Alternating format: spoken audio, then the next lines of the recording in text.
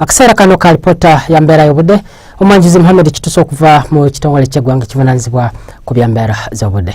Okusinziira ku alipota zetukungaanyiza okuva mu bitundu by'eggwanga ebyenjawulo bitulaze nga enkuba yafudde mbye.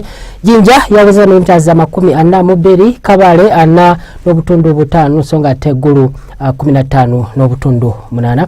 Era betugezaako ne tulaba ate ku mbeera y'obudde nga bwe badde musiyatu okutwalizaamu ebitundu by'eggwanga ebisinga obungi embeera y'obudde ebadde yakizimezime so nga ate era n'enkuba ebadde etonya.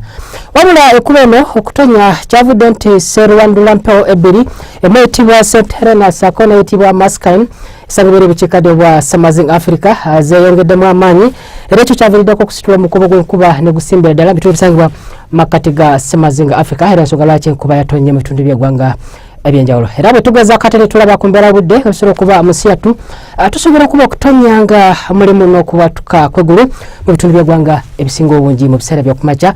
Wabula era mu biseera by'olweggulo era tusuubirayo enkuba okweyongera ddala okutonya bitundu by'eggwanga ebisinga obungi amunabumu okuba ku Celsius 26 mu kibuga kyaffe kikulu Kampala ssaako n'Entebbe 28 so nga teeka Kotido 32 Kitugumu 3 Arua 29 so nga ate ebitundu ebisinga obungi mu masekati g'ensi yatugezanga Mubende na Kasongola Mitana 28.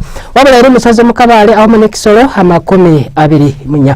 Era betugezaako netukenenya ate ku mbeera y'obudde ng'esobola mu bibuga ebisangibwa ku Summersing Africa tusobola okuba okutonyanga mulimu n'okubwatuka kw'eggulu okw'amaanyi okusinga ddala mu bibuga ebiri mu masekati ga Summersing Africa nga okuzodde eri ebukiikaddyo bwa Summersing Africa amunabumu okuba ku Celsius 20 mu Johannesburg, Nairobi 26, Addis Ababa 24 so nga ate naye mu Dubai tusobola okutonyanga mulimu n'okubwatuka kw'eggulu Moscow, Beijing omusana okwaka amunabumu okuba ku Celsius 3 mu New Delhi so nga ate mu kibuga nga Rome na wamu ne London nayo enkuba okutonya so nga ate mu Washington DC yo embeera y'obudde okubeera ekidedde awamu ne bumu okuba ku Celsius 28. Ebisinga ku mbeera y'obudde ojja kugenda ku mutimbagano gw'ekitongole kyaffe nga bugulabawo ku lutimbe lwa UBC beera bulungi weraba.